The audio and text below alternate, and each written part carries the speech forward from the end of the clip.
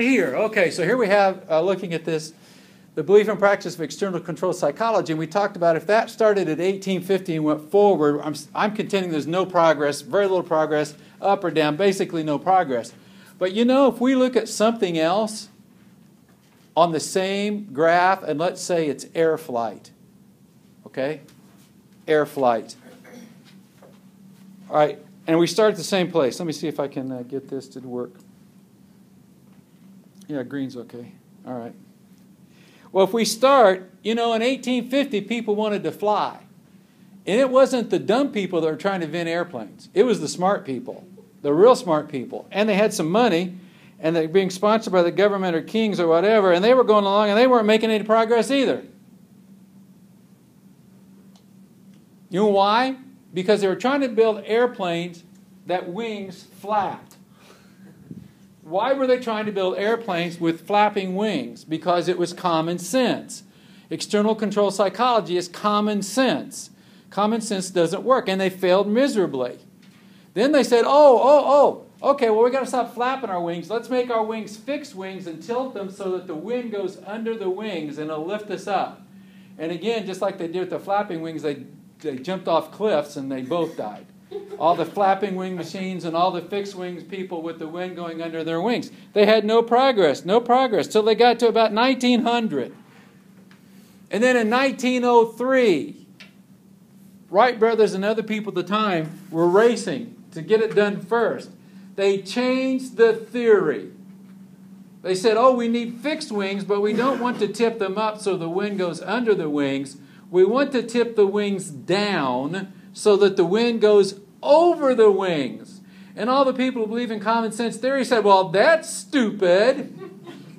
Wind going over your wings isn't going to help you fly, dumbhead. And of course, all the scientists know that the still air behind the wing is 15 pounds per square inch pressure.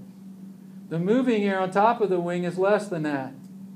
The 15 pounds per square inch lifted the plane up. Doing something totally without common sense enabled people to fly. And as soon as they adopted a new theory, their progress looked like this. And it's never stopped. You could say the same thing about radio communication from tubes, TVs that had tubes and radios that had tubes. And then what did they have after that? They changed the theory. No more tubes, transistors. My grandmother's radio was this tall, this wide. We used to sit beside it to get warm in the winter. Because the tubes put off that much heat. And then my dad came home from the army and he had a radio that was like this big, a little, butt-sized iPad, but thick like a box. And it was a transistor radio. And we go, oh my God, how could they get a whole radio in there? And then the radios come in, they fit in your pocket. And then they went from transistors to silicone thingies.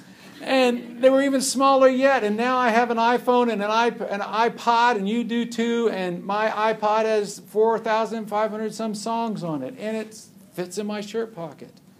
Same with TVs. Yeah, and they changed the theory. We've not changed the theory for 150 years. Because it doesn't sound like common sense. You mean I stop punishing them? You mean I can be nice to the students in my room that don't do the homework? I can talk to them and say, hey, how are you doing? And they didn't do the homework yesterday. Yeah, you can do that. That's okay, teacher. You mean I could be at the door and say, hey, I'm glad you're here today, even though they didn't do the work for 3 days. Yeah, you can do that. You can do that. It doesn't sound like common sense, but it will. Okay, so I wanted this to be an easy to understand process of internal control psychology. Skinner's pretty simple. World, send out stimulus, hits you, you perceive it, react to it, you react to it, and you get reward and punishment. That was pretty simple. I want an easy to understand internal control process of psychology. So William Glasser came up with this. And I've talked to you, I put the one book on the agenda called Quality School Teacher, which is a follow-up to his book called Choice Theory. And you can find a book called Choice Theory in the Classroom.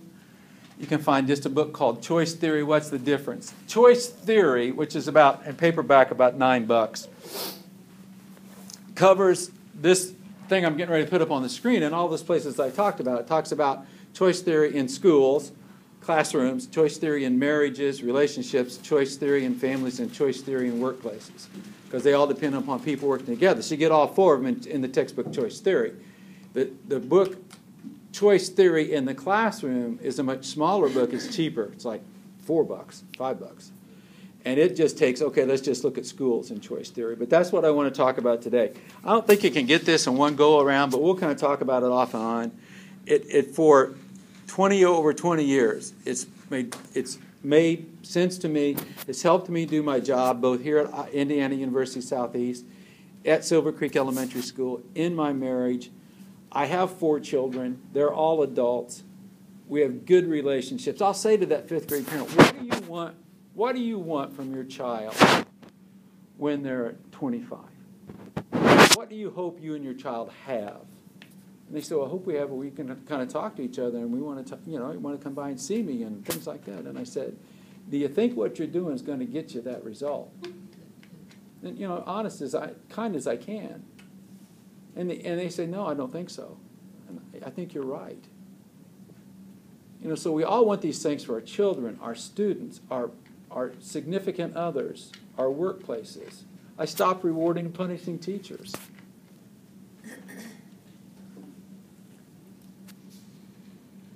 And I get 100 applications for every job opening. And I get people who work far beyond their work time, come early, stay late, devoted to children. I get the best of the best. And there isn't any rewarding and any punishing going on. Okay, so here's the simple process. Remember the real world Skinner talked about? Okay. And I will give these to you in slide form too. There it is. Sending out stimulus. Well, you know what a stimulus is? It's information. That's all it is. It's information. Ringing of the phone. Information. Somebody knocking on the door. Information.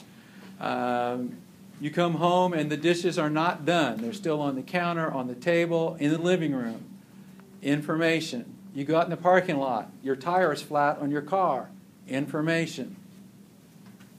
You get your quiz back from another class. Information. So the real world is sending out information. Now Skinner said, well then you just get rewarded or punished. But what we're going to jump clear over to the other side of this diagram, and we're going to talk about needs. Maslow talked about needs first. And Maslow talked about the survival needs. And I agree with those. Food, water, shelter, all those things. Except I don't buy wholeheartedly into Maslow, because if Maslow was exactly right, there would be no suicides. Because survival would be the one you have to have, so you would never endanger that. And people do commit suicide. And so we'll talk about that in a minute. So I think it's not a hierarchy that they're there in all of us genetically, but not necessarily in a hierarchy. Let's take a look. There they are. I think there's 4 sets of psychological needs. Now don't think, and there's 4 lines there. Don't think of this as just, again, specific words. Think of it as a category. The first one is love and belonging. Other words you could think about that are acceptance, friendship, camaraderie. I guess that's the only ones I can think of right now. It's with people mostly, but it's also with non-people. I love my dog. I love my car, Gracie the Gray Mustang. Just saying. But people mostly, love and belonging. We have a need for love and belonging. And even the person who decides to be a hermit, isolated, I'm not going to talk to anybody, hermit, is getting their love and belonging some other way. Power. Now, you've got to have more words than just power for that whole category. Power, sure. What else? Achievement. What else? Competence. What else? Attention. If I got some power, you pay attention to me, at least a little bit. So all those words in that category, everybody has it. freedom, choices, different paths to take. Wars have been fought for that. And fun. We talked about fun, about people. You learn what you need to be a successful adult by having fun. And you never learn enough. So those are the psychological needs, and survival is what? The physical need. So there they are in our diagram. Now Skinner would just say, well, you behave. He wouldn't even recognize any of those needs. He would just say, you're out behaving and getting rewarded and punished. But in internal control psychology, and it was in chapter 12, what do we have to have? Imagine that as an empty toilet paper roll. You know, the cardboard out of the toilet paper? That's what that is, by the way. You used to play pirate with those, or you had it as a paper towel holder, and you look at those when you're a little kid. Imagine that. So the real world sends out information, and as a human being, you have to perceive it. Going out and finding one of your tires flat is information. If you as the teacher say to all your students, open your book to page 54, your information. If you go home and see the dishes, it's just information. So this information comes out and we perceive it. Now, what do we want from our perception? What do we want our perception to tell us? Two things. One of two things. Either it met my needs or it didn't. Anybody's needs going to be met by having a flat tire? Just stand up now so we can make fun of it. No. That's what we want to know. Is the information that I just got and I perceived it, is it matching, is it fulfilling my needs? Is it matching up with the needs that I have for love and belonging and power and freedom and fun and engagement and competence and survival? For sure. So we make that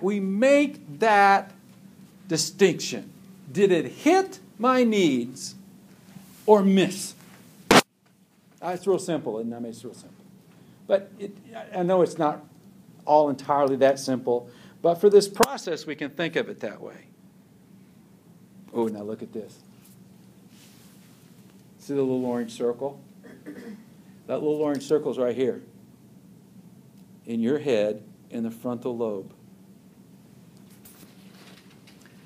Now, it's just a made-up name for the perception that goes on in your frontal lobe. You have to perceive the information. And you're deciding, did it match my quality world or not? So right in here, you hold pictures, because we all think in pictures. If I say, think of a trash can. Anybody think T-R-A-S-H? We don't think of letters. Didn't you picture a trash can of some kind? So we hold the pictures up here. Pictures of people, places, things, activities, and beliefs that fulfilled my needs. And a flat tire does not match any of the pictures I have for fulfilling my needs. The Super Bowl yesterday didn't match anything in my quality world. So we're all carrying around. Another way to think of this, can I borrow your book just a second? It's closer than mine. Think of it as every student or every person like this, holding a picture album, clutched to them. Every student that comes in your room, everybody that's in your house at home. And in here are all the pictures that I've taken from the day I was born until now of the people, places, things, beliefs, and activities that have been need-fulfilling for me. And some pictures are bigger than others. They're not all the same size. Some pictures are in Technicolor, and some are kind of faded in black and white. Certainly, one of the most powerful pictures in mine, the most powerful picture in mine, would be my wife, Mary Ann. A bright, colored, large, 8x10 picture in my picture album. But they're all there.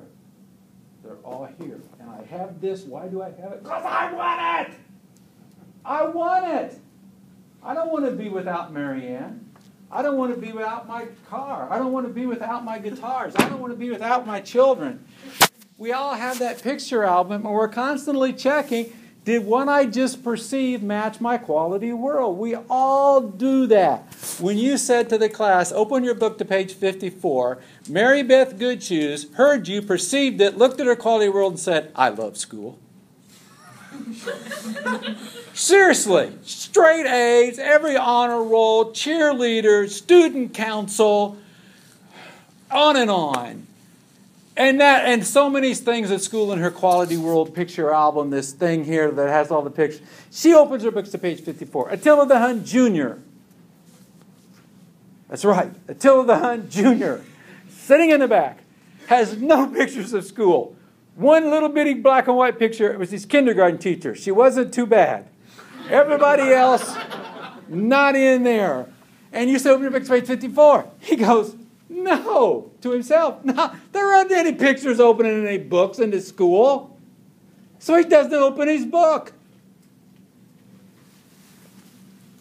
Is Mary Beth sane and Attila just a crappy kid? No, they're both sane. They're both operating under internal control psychology. So what do we say yes to? We say yes to the people, places, things, activities, and beliefs that are in our quality world that have been need fulfilling. And so that means I'm not going to get Attila to work hard by rewarding and punishing him. He may avoid the punishment, may want to get a reward, but that'll soon wear out. I've got to build a relationship with Attila, the Hun Jr. So that my picture gets in his quality world. Mary Beth already has my picture in a quality world. As soon as I said on that opening day, hi, I'm Mr. Smith, your 7th grade social studies teacher, boom! My picture went into Mary Beth's quality world picture album. Not Attila's. I got to work at that. I got to work at that. I can do that. Because students only work hard. Come on, stay with me. What we got here? Ooh, volunteer party Sunday. Don't forget. Okay. Red Cross. I help with them too. Okay, where was I? Oh, yes. We only say yes to things that we think are valuable or in our quality world, assignments like open your book, so on and so forth, or people that we like. We only work hard for people that we like or things that we find value in. You know, that's chapter 12. If Attila can't, it's going to be easier for me to get Attila Hun Jr.'s quality world picture album than it is to get algebra in there first. It's going to be easier for me to get in there first. And then I get in there, and then I start chunking and differentiating and presenting algebra in a little different way, and I start to build up algebra being in his quality world. All right. This is what I want. The quality world picture album is what I want. All my wants are in there.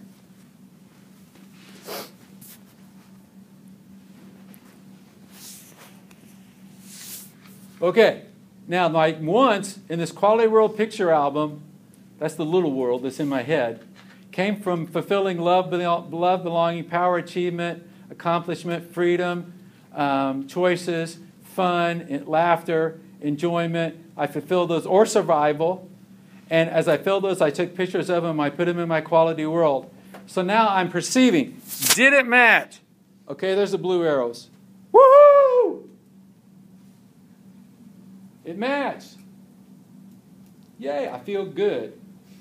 I feel good. And I want you to think again of that as very low-level good, like pleasure. I'm not talking pleasure. I'm talking all of the adjectives of emotion or the types of emotion that go in good, charitable, compassionate, joyful, excellent, good. So, you know, it's not a low level. It's I can feel good. I sing every Sunday in church. I lead the singing, the music worship in church. And we just did this Sunday. And we were doing a couple new songs, and people were really singing, and I remember how good I felt at the end of that service. And it was because, you know, people singing and us doing well. There's 5 of us in our small group and contemporary group, and we did well, and they sang, and it was a very joyous service. So it matched my quality world. So I felt good. I know how to, but in a very nice way. So we want that. That's what we want. Yay! But if I drop my guitar or something and nobody's saying it, it wouldn't match. So I feel good. All right, now what happens if it misses? I feel bad. How bad? Well, it all depends. If I miss a couple of chords, I feel a little bad, but not like. My brother was killed in a traffic accident when he was 21. That was bad. I don't think anybody has in their Quality World Picture album a picture of their siblings dying, 21, in a violent crash.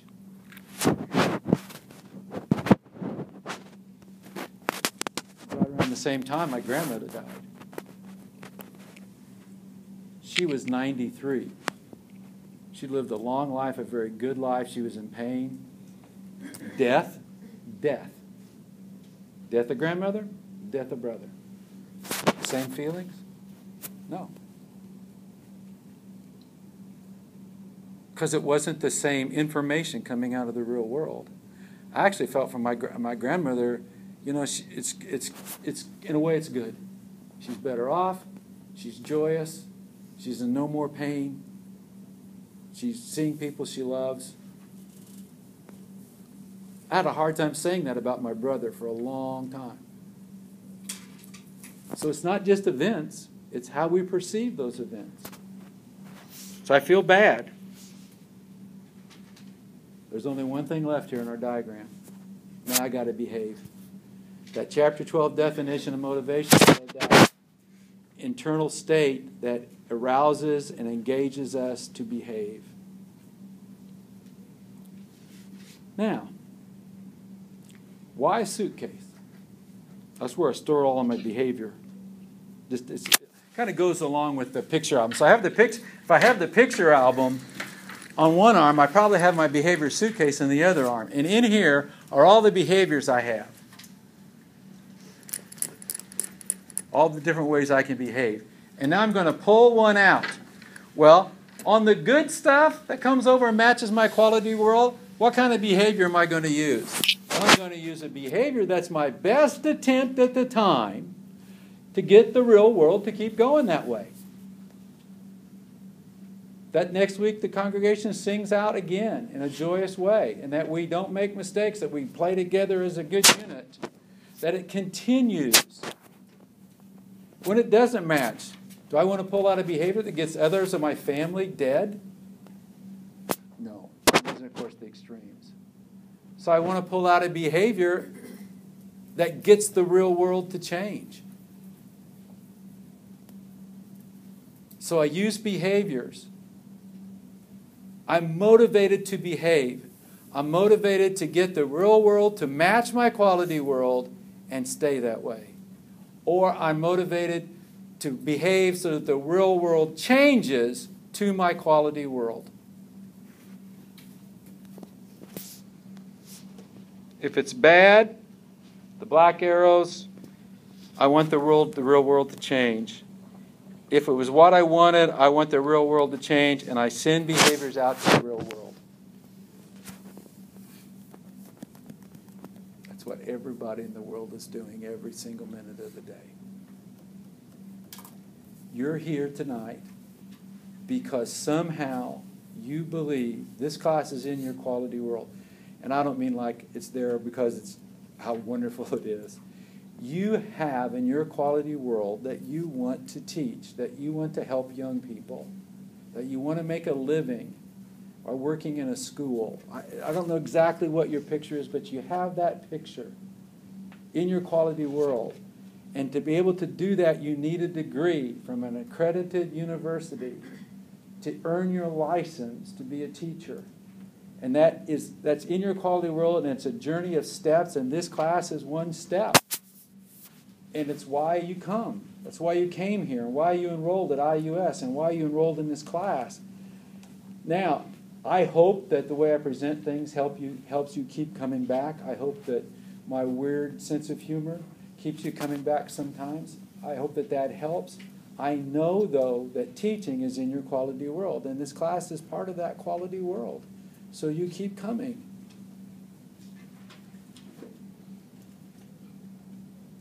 I'm going to give you one more that this I always use them. I always said, "Did you tell them that story again?" Yeah, I did, dear.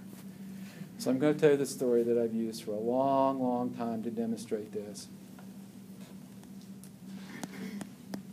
When I was 17, I worked at a restaurant like a big boy restaurant. It was called Jim Dandy. I was a cook and a dishwasher. Wore the paper hat, had the little big boy guy on it.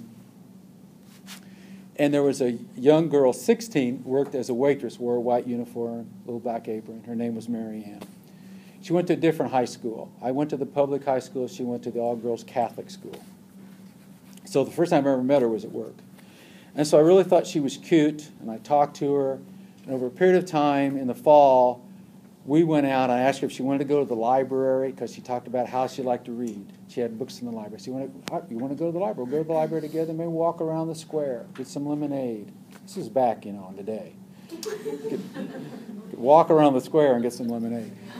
And so we did, and it was really nice, and she laughed at my jokes, and I held her hand, and it was great.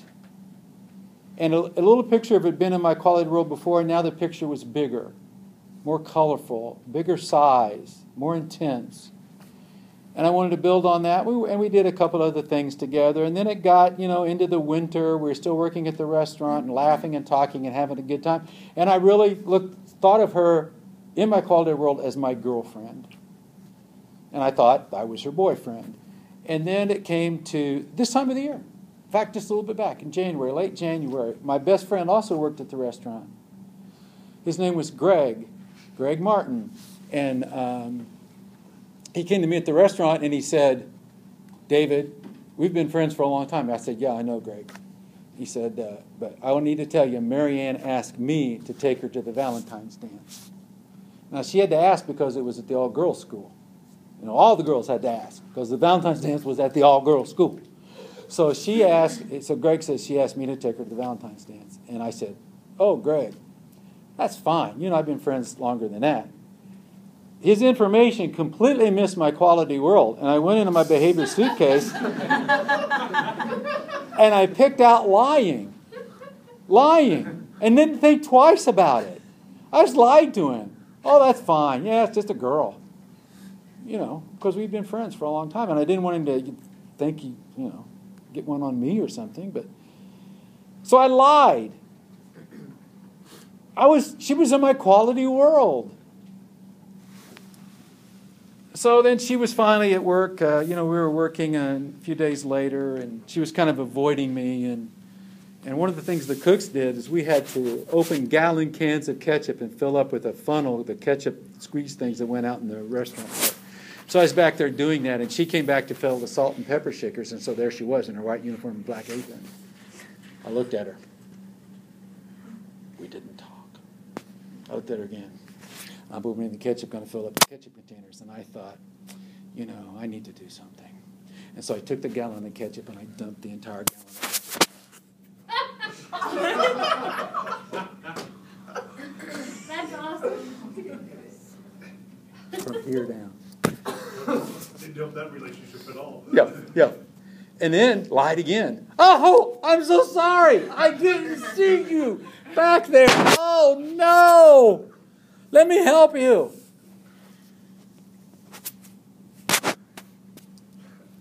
I mention this because we all behave, and I want you to know what the definition of behavior is. Behavior is my best attempt at the time to get what I want, to fulfill my needs. Now notice it doesn't say that it's logical. It doesn't say that it's sane. It doesn't say that it's legal. It doesn't say that it's well thought out. It just says best attempt at the time. And the best attempt at the time, and I was in emotional pain, was to take this ketchup and dump on her. And why? Because I was thinking, if I dump this ketchup on her, she will know how much she hurt me. And she will say, Greg, I can't let you take me to the dance anymore. I can tell David's heart is broken, and he must go with me. Greg. So I went back to Tipton High School and told my friends what happened. And I had girlfriends at the high school. Not girlfriends, but girl friends. And I told them this, they kind of same your reaction. What? You know, and so then they kind of held to me and they said, you know, if you really want a girl to like you, this is probably some things you ought to do. Like, be nice. You know, and say nice things and so on and so forth. So they helped me out and they taught me some things. And so I got some new behaviors to put in my suitcase. And I started using those new behaviors. And so that's true. Greg did take her to the dance. I did dump the ketchup on her. Also at the all-girl, and I didn't get fired because I lied and says it was an accident, that I didn't see her standing behind me. And they needed good cooks and dishwashers, so it was hard to fire me. That's a joke, too. But the girls taught me some things, and I started treating her in different ways. And it comes to April, and the prom is in May, and she asked me to take her to the prom. You didn't want to get ketchup. I had slipped into her quality world, and she was still in mine. And 2 years later, we were married. So no, it is, it's good, but it was my best attempt at the time. I was 17. No one equipped me with the behaviors of this is how you get a girl to rethink whether she likes you or not. It made perfect sense. It was my best attempt at the time. So Attila back there, when you say, open your books to page 54, and none of that's in his quality world, and he puts his hand under his arm and he makes farting noises with his arm. And some of his friends in the back laugh, just like that. They're laughing, you see. And so, and then you go, Attila, what are you doing? All those stupid questions. I got to tell you, what am I going to do with you? Straighten up right now. And his friends are still laughing. And you're red-faced. And what happened? It was Attila's best attempt at the time to get what he needed, what he wanted. And it did. He got recognition from his peers. He got laughter. He got you red-faced. He's in control.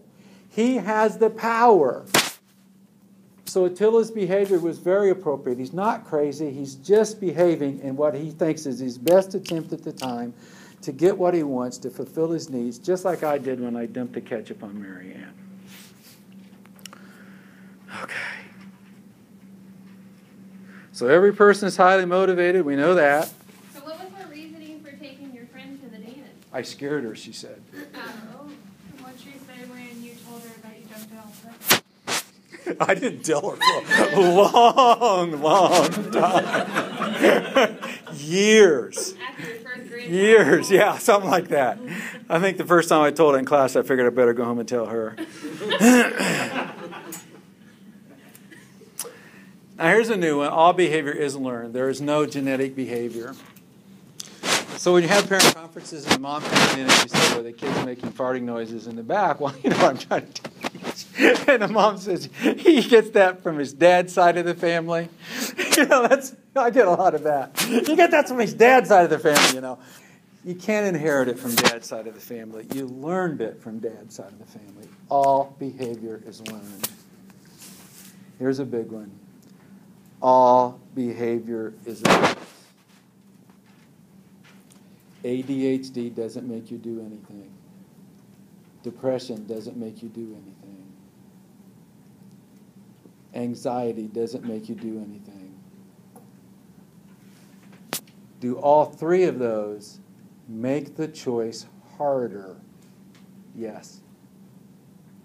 ADHD makes choices harder because you're so easily distracted by everything. Depression, your emotions are so sad, so hopeless, so withdrawn, it's hard to make that decision. Anxiety, so afraid, so anxious, it's harder to make those decisions. So, yes, all those make the decisions harder, but they don't cause the student to do anything. So when parents come in and says, well, the ADHD is causing him to do that. No. But I'll agree with you that it's harder to make the choice. So here's some things we can do that'll make the choices maybe easier. We'll let him wear headphones without any sound in them, just to reduce the sound. A chair that's more isolated, closer to the wall. A chair that's closer to the teacher. Repeat the directions. Walk by and touch him on the shoulder every 3 or 4 minutes or so. We do things that make the choice easier, but all behavior is a choice. Every bit of it.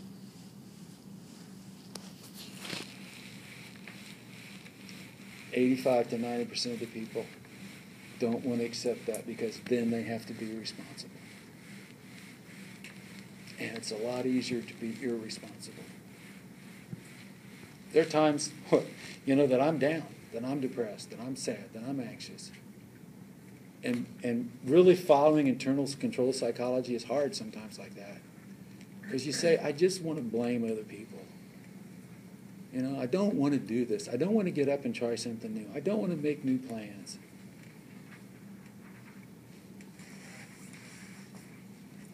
I know I have the power. I have to. Some days it's difficult. Doesn't mean it's less true. All behavior is learned. All behavior is a choice. Every person's highly motivated.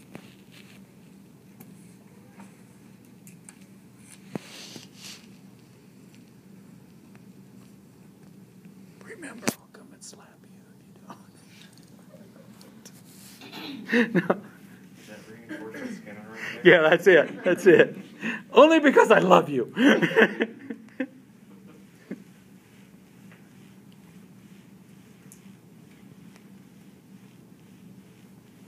Whatever I believe with feeling becomes my reality.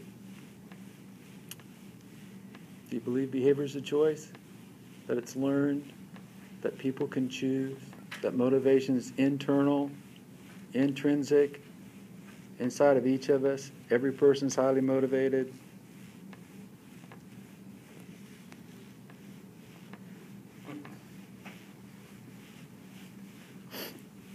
You can do it. We got several classes to go. We're going to build on this. This is not the only time. So I think that's it.